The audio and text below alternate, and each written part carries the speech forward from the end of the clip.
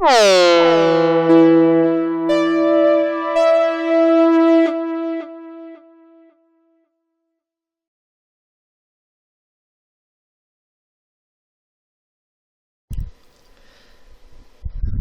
this is Steve from Appsplanation.com, and this is our beginner's walkthrough for the application Songsterr. It's available on iPhone, iPad, iPod Touch, and also there's an Android version out there. And really what these apps are sort of extra services provided by the website Songsterr. And Songsterr hosts just a ton of different guitar tabs and also different tabs for different instruments like drums and things like that. And basically what these apps do is access that information on those servers, but they also have some nice play-along functions and stuff like that if you're just setting out learning guitar or trying to learn some complicated pieces, it's very nice for that. And spelled a little weird, so Songsterr, the double R on there. We'll tap on that here.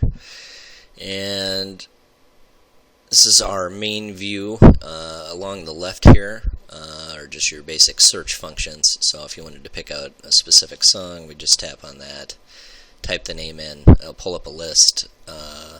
If you sign in, create an account, it will store your favorites for you so you can access them from different devices. And tags, for just different music genres and stuff if you just kind of want to browse around what they have there.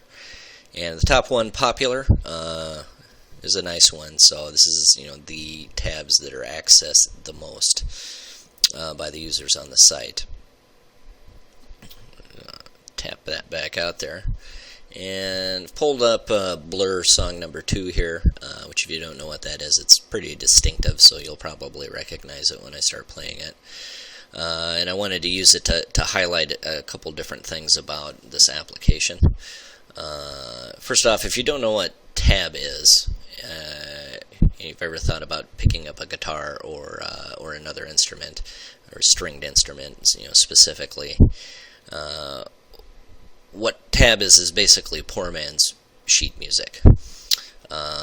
Each one of these lines represents a string on the instrument, in this case a guitar, so we have 6 strings. And what we see here, the double 4 and the 2, is we're holding down the strings at the 4th position here and at the 2nd position here. So it's just, playing guitar for dummies, basically, is what it is. And you can really kind of get away with this, back in the 1900s or so, you really had to learn how to read music because, the timing of the song was sort of encoded in the little note symbols and stuff like that. But since we've been able to have, access to any recorded music we want for the last 50 years or so, it's really not necessary to learn, classical music writing in order to learn and play any instrument. There's a lot of shortcut stuff out there, and really the only reason you would need to, again, is just so that you could look at a piece of paper, with music that you've never heard before, and understand how it's supposed to be played timing-wise. Where here we would just, fire up the song on the iPod, listen to it, and we'd have a general idea of how the timing went, and then we'd just have to sort of match our playing to that.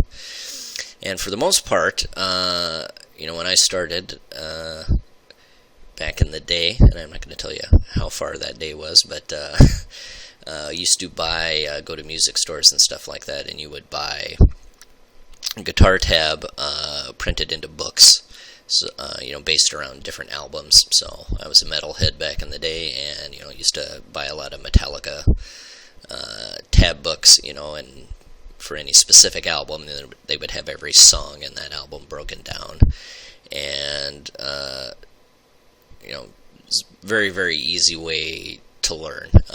It's pretty much self-taught just by watching a few videos here and there, and then just studying guitar books and stuff like that. And it's definitely possible to just pick up an instrument yourself. You don't need to go get professionally trained. You'll probably learn faster that way, but if you just want to knock around a couple days a week and learn how to play guitar, you can definitely do it in this day and age. So this is what tab looks like on here.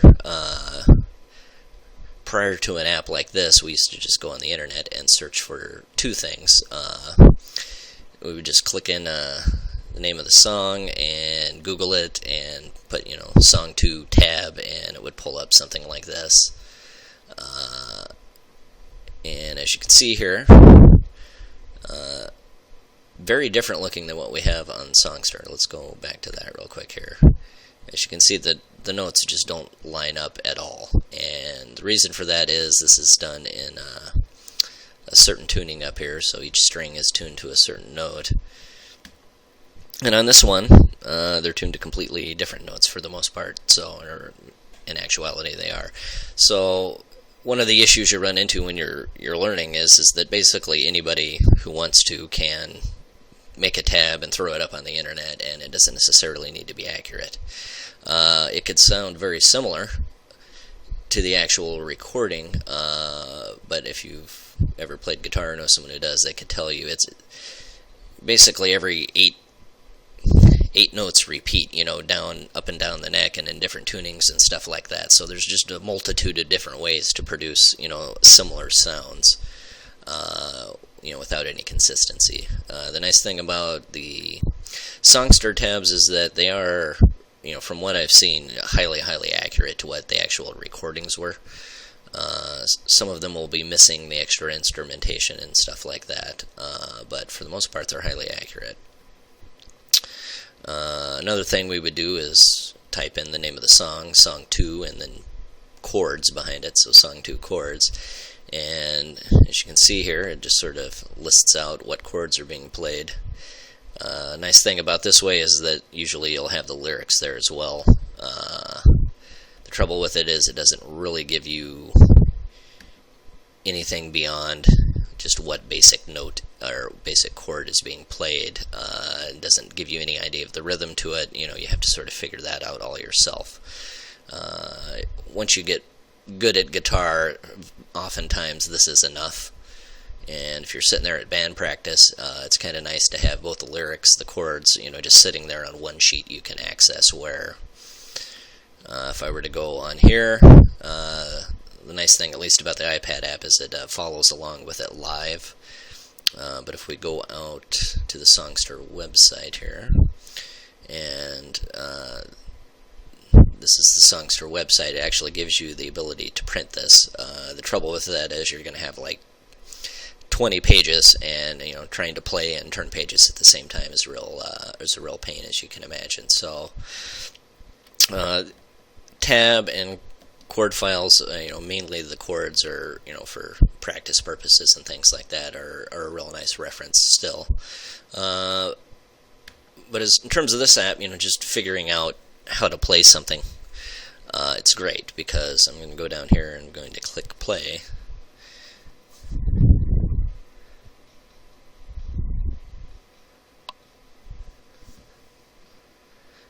And you can probably hear it a little bit in the background, the drum track. There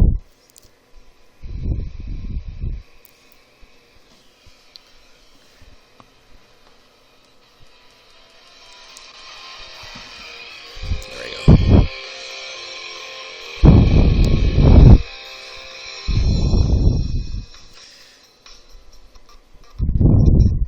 And as you can see here, it's following along with the song live, which particularly for complicated guitar parts, it's a real nice to have that there. It's not always easy to figure out on tab because again it doesn't contain any timing signatures on it. I'll pause that right there.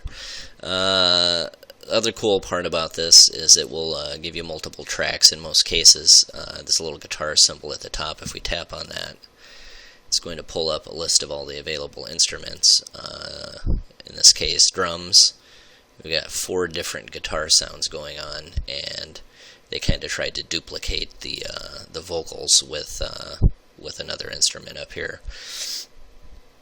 This is very nice because oftentimes, using just regular chord and tabs, it usually only gives you the rhythm section of the song and very, occasionally, some very distinctive lead licks. But there's a lot of accent and sort of ambient noises that people throw on to recordings. that you're never really able to duplicate live, and you always kind of wonder, like, why the hell can't I pull this off? I'm playing it in key on time, but something just doesn't sound right, and very often it's because you're missing one of those little accents in there. Let's see here. Let's see if I can find this one. In this case, this is one of the guitar tracks, and it's all just accents. So if we play it here, whoops.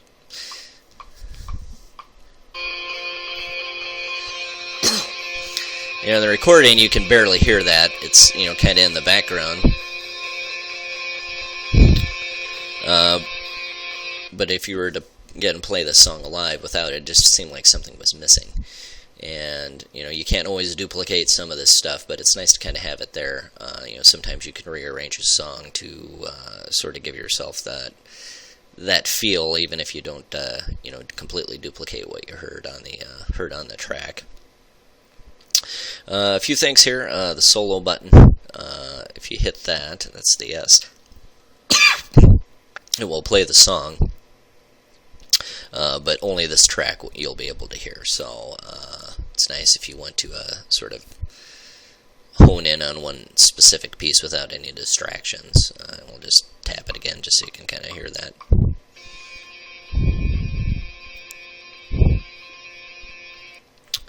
And right above that here, you see that little 3 symbol? That's count in. So every time I hit play, you'll hear it count 4. So I know that's the point when I'm going to enter the song. So if I move my little slider around here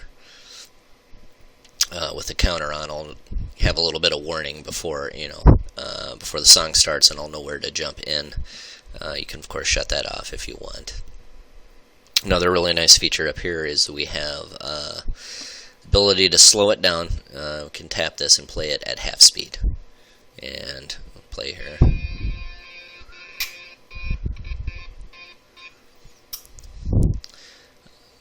Really nice if you're looking at complicated solos and stuff like that, where you can slow it down and sort of see kind of where each note is getting hit.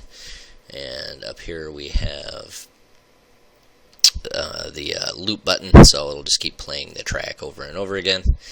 And why don't we take a look at a couple of their instrument tracks here. I'll throw up the drums. This is kind of nice. It's very rare to run across drum tracks for songs. Most drummers who are good enough to play live usually can just figure things out by ear, but again, if you had a complicated piece and you weren't sure exactly what you were doing, or again, if you were just a beginner drummer, it's kind of nice to have that stuff for reference. And another great thing they have is bass tracks, which are very, very hard to find for a lot of songs. There's nowhere near as much bass tab out there as there is guitar tab.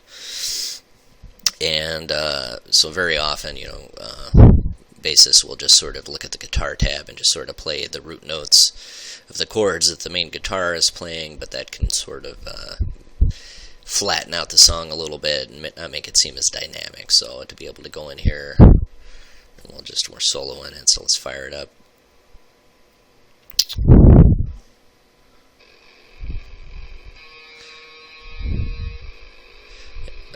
Just get all the nice little bass articulations in there that very often if you don't have access to the exact transcript or something like that, live music in particular is missing a lot of the details on there.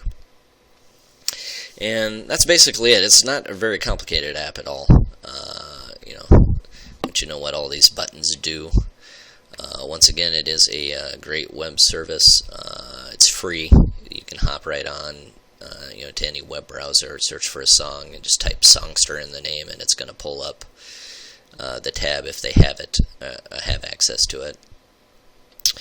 And and other things on the website you can print, which is nice. Once again, if you're practicing, it's kind of a pain to have 12 sheets for one song there, and using a laptop at practice is a little unwieldy. It's nice to be able to just slap an iPad on a music stand and use it like that. You won't have to turn pages. It's going to follow along with the music. And if you're, like I said, if you're starting out guitar player, highly recommend picking this up. If you're in a live band and having trouble figuring out a song, very often it's hard to find accurate tabs, even to very popular songs. Sometimes there'll be 10 tabs and they're all written entirely differently.